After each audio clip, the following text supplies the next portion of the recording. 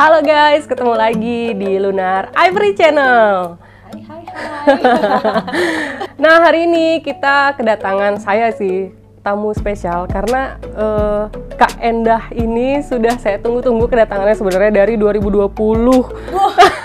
Jadi waiting list guys, serius Kak. Jadi kita kedatangan Kak Endah Haveni. Bener nggak sih Kak? Bener, Endah Haveni, bener. Jadi Kak Endah ini numbering ya Kak ya? Iya, kalau orang di luar sana mungkin lebih lebih terbiasanya dengan kata-kata numerologi. Karena Ya. by number. Jadi itu kayak sebuah prediksi gitu kayak atau reading karakter seseorang tapi dari angka. Dari tanggal lahir. Oh, dari tanggal lahir. Dari tanggal lahir, guys. Jadi itu ya, saya tuh ngerasa uniknya karena kan kalau selama ini kan orang-orang di reading itu kan dia by tarot, terus juga ada yang by indigo dan segala macam. Tapi ini dari number, seru. Tapi kakak sendiri apakah memang ada indigo gitu kan? Jadi aku juga nggak tahu nih, aku sebenarnya indigo atau enggak karena metode ini aku temukan sendiri. Jadi kayak misalnya numerologi di luar sana itu benar-benar aku nggak tahu dan aku tidak mempelajarinya sama sekali. Oke. Berarti ini ditemukan sendiri oleh Kak Endah. Iya. Itu gimana Kak? Caranya Kak? Kok bisa menemukan metode itu sendiri? Ya sekitar tahun agak lupa juga ya 2013-2014 kalau nggak salah ya. Itu jadi aku bekerja di salah satu perbankan, kemudian di sana aku bagian legal. Kemudian interaksi aku dengan nasabah-nasabah tuh lumayan kuat ya. Jadi aku tuh tahu banget, oh ini permasalahannya karakternya orangnya seperti ini gitu ya. Dari situ ada salah satu nasabah aku tuh yang nggak bisa bayar karena anaknya baru kena cancer. Aku inget banget waktu itu. Kemudian aku pikir apa ya yang bisa aku bantu. Tuh karena pada saat itu kreditnya lumayan macet. Kemudian aku berpikir, katanya kan ketika kita lahir matimu, jodohmu, rezekimu itu sudah diatur sama Tuhan ketika kita lahir. Ya nggak? Ada pernah kan ada omongan seperti itu ya? Ada, di setiap agama pun ya, ada. Akhirnya aku mikir dari mana ya bisa tahu itu, niatnya awal pure hanya ingin membantu. Gitu. Terus nama enggak, ya kan? Kita kan nggak kenal ya waktu itu. Pertama kali kayak nama juga kita begitu ceprot baru dikasih nama gitu. Oh dari tanggal lahir kali ya. Oke. Nah, mulai dari situ tuh data-data ya, kayak data-data KTP itu aku kumpulin Lunar. Oke. Dari situlah oh ada angka ini, oh karakternya orangnya gini nih. Oh angka 1 mostly kecenderungannya orangnya karakternya begini. Ketika karakternya orang begini, berarti alur hidupnya begini, berarti kedepannya begini, potensinya begini. Itu aja pertama kali tuh aku menganalisa dari karakter orang dulu. Menarik ya. Jadi dari numbers yang tanggal lahir yang dipelajari sendiri oleh Kak Endah. Karena kan kita biasanya itu lebih spesifik lagi ya Kak. Maksudnya kayak astrologi itu kita bacanya dari tanggal lahir juga, tapi Kak Endah lebih spesifik lagi dari angkanya. Dari angkanya. Kayak misalnya zodiak ya. Zodiak itu kan misalnya let's say Libra. Aku nggak tahu ya dari tanggal berapa sampai tanggal berapa September gitu ya. sama Oktober. Nah, itu mungkin lebih general ya gitu. Kalau metode ini sendiri memang per angkanya yang aku analisa. Ya, itu sih. Pernah gini Kak. Ngebaca orang itu rata-rata akurasinya berapa Kak? Kalau untuk itu kayaknya nggak ini juga ya kalau ditanya sama aku ya. Aku tahu jawabannya, aku tahu karena aku sering nonton Kak Endah. Akurasinya kalau di aku pribadi kok 90 ke atas persen gitu ya. Jadi makanya aku tertarik banget. Kok bisa Kak Endah ini membaca orang tapi akurasinya itu tinggi gitu. Karena orang tersebut yang Kak Endah orang yang menginterview Kak Endah sendiri itu beberapa kalinya juga kaget sebenarnya karena akurasi tersebut gitu. Karena mungkin gini ya Lunar, ini adalah ilmu matematika banget. Aku selalu bilang metode aku ini ilmu matematika banget. Jadi angka tanggal lahir itu ya memang rumusannya sama, penganalisaannya juga sama gitu. Kecuali yang membedakan orang tuanya berbeda. Gitu. Secara kode-kode umumnya sama. Tapi yang membedakan orang tuanya berbeda. Kemudian karakternya juga karena pengaruh dari orang tua nih kan juga berbeda. Akhirnya alur hidupnya juga berbeda. Oke.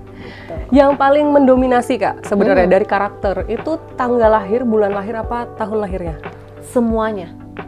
Oh, Kalau berarti untuk mereka umum saling- aja, ya kalau untuk umum aja ya penganalisan umum itu aku hanya perlu tanggal dan bulan.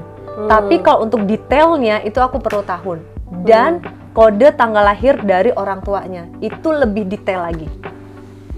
Menarik ya. Kalian tergoda nggak buat dibacain? Siapa tahu akurat kan? Boleh Siapa tahu dong, akurat. boleh. Siapa dulu nih? Tapi spesifik itu karakter ya Kak ya? Bukan masa lalu, Jadi gini, bukan... dari metode aku ini bisa diketahui satu, karakter, potensinya apa, alur hidupnya seperti apa, masalah hidup atau hambatannya apa, kemudian kita diskusi bagaimana cara mengupkan atau menaikkan kode negatifnya. Oh, oke. Jadi di aku tuh nggak cuma sekedar ini lunar, nggak sekedar untuk menganalisa aja ya. Iya. Karena di sini pun aku tidak hanya menjadi konsultan person aja atau personal konsultan, tapi juga ke perusahaan-perusahaan juga ya. Karena memang itu dibutuhkan sih kayak untuk Iya. hire karyawan dan Ya, segala untuk macam. menentukan penempatan pegawai di posisinya yang tepat. Jadi ini fix bukan horor-hororan ya Kak Indah. Tergantung mana di segmen kita nih. Indigo-indigoan, Bukan, tapi bukan, beneran Science, mengamati ya. Ya, empiris banget aku menemukan metode ini. Apalagi kakak kan basicnya emang suka matematika. Oh, of course Dasarnya. tidak. Tentu Oh, saja enggak ya? tidak, sama sekali enggak. Dulu ya Lunar, aku mungkin sedikit cerita. Aku dulu kan lahir besarnya di Papua.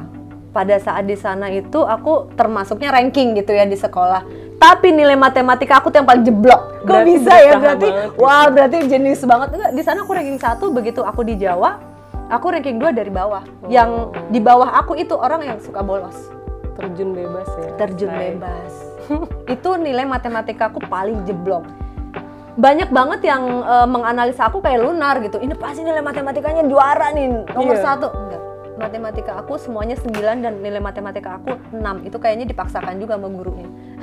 Terus kuliahnya masuk apa Kak? Kuliahnya aku Fakultas Hukum di Atmajaya Yogyakarta. Oh, kalau aku juga nggak pintar matematika, masuknya HI biar nggak dapet. Biar nggak ada hitung-hitungan. Iya, biar nggak Sama. dapet hitung-hitungan. Sama banget. Hukum itu juga akhirnya aku nggak berkecimpung di hukum, karena passion aku sebenarnya nggak di situ gitu loh. Karena nggak ada hitung-hitungan, udah itu paling bener. Makanya perbankan sebenarnya tapi legal. Benar, bagian legalnya. Oke, berarti Kak Endah bisa baca by numbers tanggal lahir ya. Berarti Dan Kak- itu rumusan banget. Oke, berarti Kak Endah bisa baca diri Kak Endah sendiri. Kan udah tahu Ya. tanggal lahirnya. Terus juga tadi Kak Endah bisa menurunkan kode negatif ya namanya ya. Ya. Kode negatif. Berarti Kak Endah bisa mengatasi masalah-masalah Kak Endah Jadi sendiri Iya. gitu ya. Wah, ini menarik banget nih. Ini aku masuk di beberapa podcast nggak ada nih pertanyaan kayak begini. Memang di sini smart. Jadi karena ini memang rumusan matematika banget ya Lunar, ketika ditanya apakah seorang Endah Heavenly juga bisa gitu ya menganalisa diri sendiri. Iya, aku juga bisa menganalisa diri aku sendiri. Aku tuh tahu karakter. Jadinya tahu nih karakter aku tuh kayak gimana, potensi aku di mana. Kayak misalnya potensi aku tuh bisa terasa ketika aku tuh bertemu banyak orang. Karena aku tuh bisa menyerap. Gitu. Ketika aku banyak bertemu orang, aku bisa menyerap yang person-person ini. Kemudian aku muncullah kode adaptasi. Oke. Jadi aku lebih mudah untuk beradaptasi dengan orang lain. Oke. Gitu. Terus juga misalnya nih Kode negatifnya Kak. kode negatifnya aku orang yang Ini apa ya? spill kekurangan diri sendiri. Iya, iya dong. Karena selama ini kan nyepil kekurangannya orang. Aku termasuk orang yang nggak enakannya tinggi banget Kak. Oh. Bahkan misalnya nih, karena kode aku pertemanan ya, ketika ada teman-teman aku zaman dulu ya, ketika ada teman aku yang menghadapi masalah, justru aku yang akan menjadi masalah. Aku yang terlibat di masalah mereka, sedangkan mereka enggak. Banyak banget aku mencuci piring masalah orang, yang akhirnya aku juga terlibat di masalah di situ. Kayak aku tahu deh zodiaknya Kak Endah apa. Apa tuh? Gemini bukan? Bukan. Sotoy. Apa kan zodiaknya Kak? Aku Scorpio. Oh, Scorpio. Oke. Gitu. Terus lanjut Kak. Jadi apa namanya? Karena terlalu kayak incas banget di masalah orang, akhirnya aku bermasalah. Jadi aku sekarang kalau pertemanan itu deket nggak terlalu deket, jauh nggak terlalu jauh. ketika aku sudah deket dan sudah mulai masuk banget ke ranah masalah mereka, oh ini berarti aku too much nih. Aku biasanya mundur dulu. Gitu. Ketika sudah jauh, aku deket lagi. Gitu. Karena kode aku pertemanan murni. Nah ini Kak Endah kan ada kode-kode pertemanan murninya itu kan. Kalau di aku, pemahamanku, jadi aku tuh juga sebenarnya suka iseng Kak, tapi bukan mempercayai ya. Tapi suka iseng, emang orang yang nggak ada kerjaan. Jadi suka ngeliat-ngeliat astrologi gitu Kak. Nah, terus aku tuh suka juga menganalisis, oh Scorpio tuh kayak gini. Nah di kehidupan aku 2 orang Scorpio, mamaku sama adek aku. Nah itu berbeda banget sama Kak Endah. Kalau mamaku dan adekku tuh cenderung apatis, dia nggak pedulian. Nah kalau Kak Endah kan unik ya. Jadi satu zodiak tapi dengan sangat beda karakter, bahkan opposite dia. Yang satunya peduli banget sampai masuk ke masalah orang, yang satunya nggak deh, gue nggak ikut-ikut deh. Gitu. Padahal sama-sama zodiaknya. Nah jadi kan Kak Endah nih unik ya, bisa membaca dirinya sendiri dengan segala kekurangan dan kelebihannya. Kalau kelebihan kan gimana caranya kita tonjolin ya Kak ya. Tapi kalau kekurangan gimana caranya kita minimize. Misalnya contoh Kak Endah sendiri, ada kekurangan di diri Kak Endah tuh yang wah gue harus kurangin banget ini, harus kurangin banget. Secara naluri tapi kan kayaknya berantem tuh, dilema tuh di situ. Kayak gue harus mengurangi ini, tapi di satu sisi gue susah gitu untuk. Nah itu gimana Kak? Melawan kode negatif sendiri. Gini, banyak banget ya yang mengira bahwa gila ya, jadi seorang Endah Heaven itu enak banget. Dia tahu banget kode, berarti hidupnya udah sempurna. Banyak tuh yang ngerasa kayak gitu. Enggak juga. Balik lagi, kita manusia juga biasa ya. Kita manusia biasa yang kadang-kadang tuh udah tahu, tapi hasrat sebagai manusianya, udah deh nggak apa-apa deh, capek juga ya kalau ngelawan-ngelawan terus nih. Kadang-kadang juga pengen sesuai dengan ya hatinya gitu. Itu pun juga aku alami gitu loh Lunar. Tapi aku tuh tahu, mana yang memang benar-benar aku stop, mana yang memang ya udah deh itu manusiawi aja untuk aku lakukan. Cuma gini, aku percaya banget bahwa nasib itu bisa berubah. Menarik nih. Bahkan takdir itu pun bisa berubah ketika kita berdoa, ya nggak? Iya betul. Gitu. Jadi aku ketika misalnya aku menganalisa kode seseorang itu di bagian negatifnya, itu ada caranya untuk keluar dari kode negatif itu. Ada 2 syarat.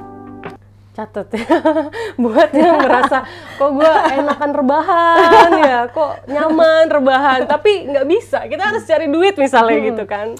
Itu ada 2 cara Lunar. Satu, kita harus tahu kode kita apa. Ya dong, kode tanggal lahir kita apa nih, karakter kita seperti apa, potensi kita apa, hambatan kita apa. Itu pertama yang harus diketahui orang.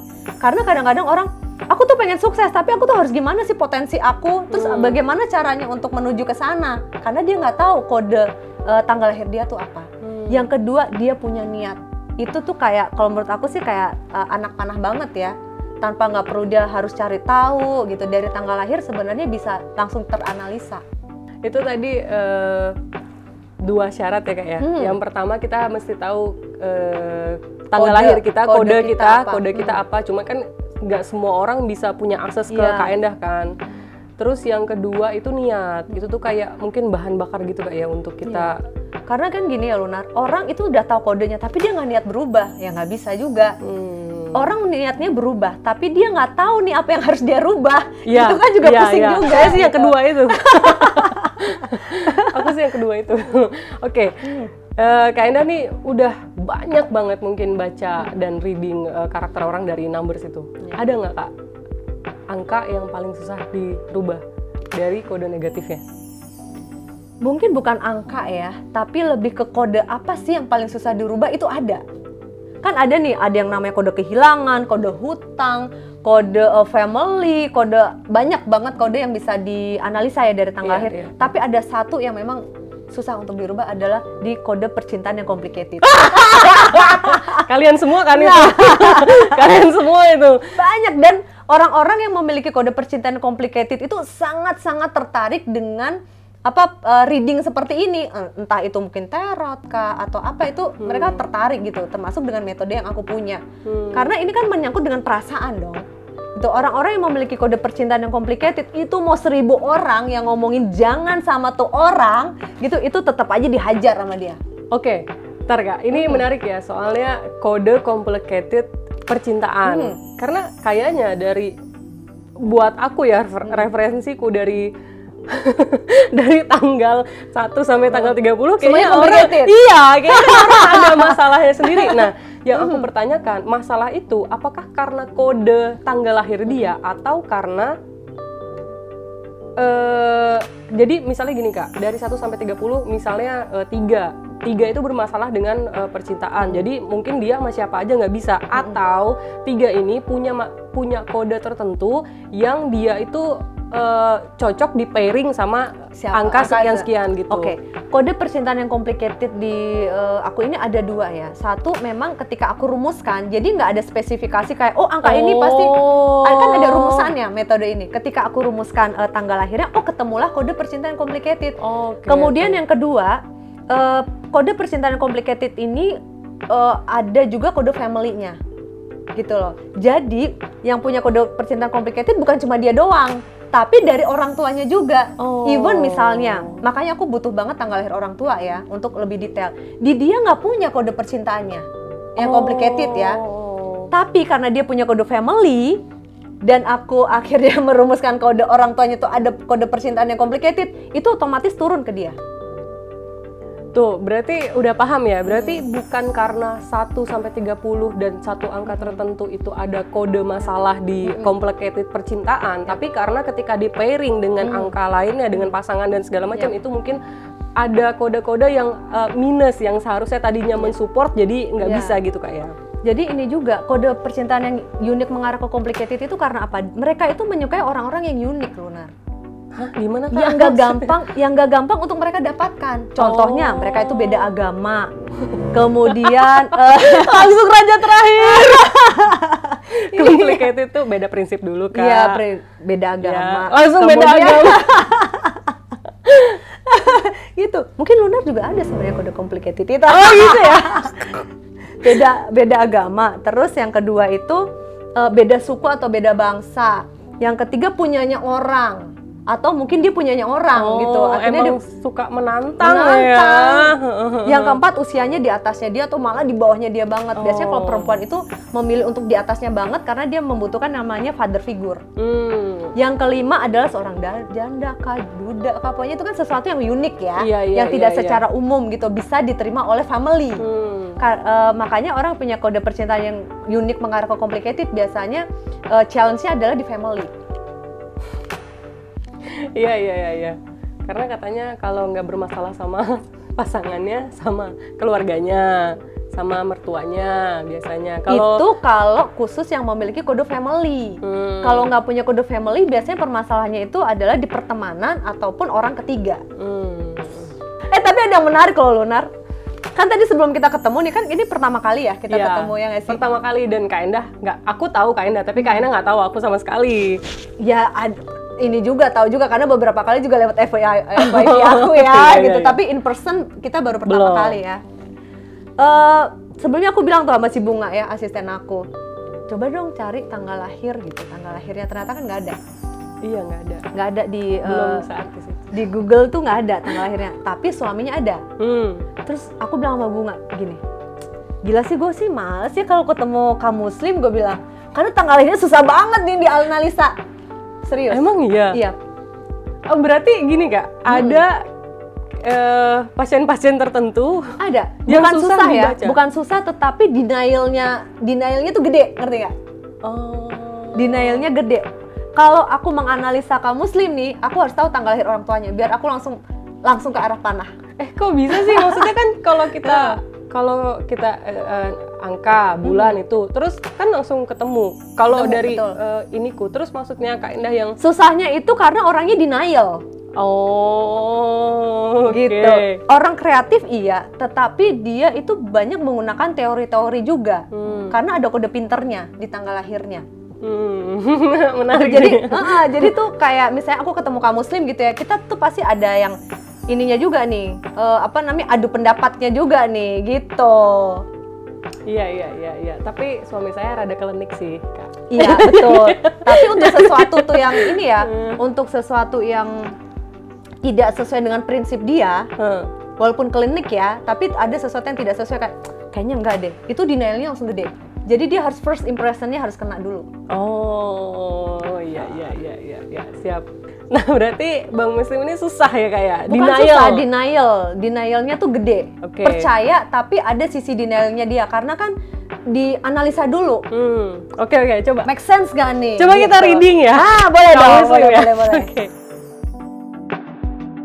Itu kamu tuh nggak nanya kabar, nggak nanya apa, itu pasti pakai rasa perasaan, pakai rasa raga, nggak boleh.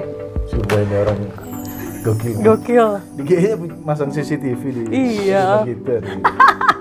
Bukan cuma Padahal CCTV. baru kenal di sini kan ya. Baru bukan pertama kali ketemu. Baru pertama kali ketemu.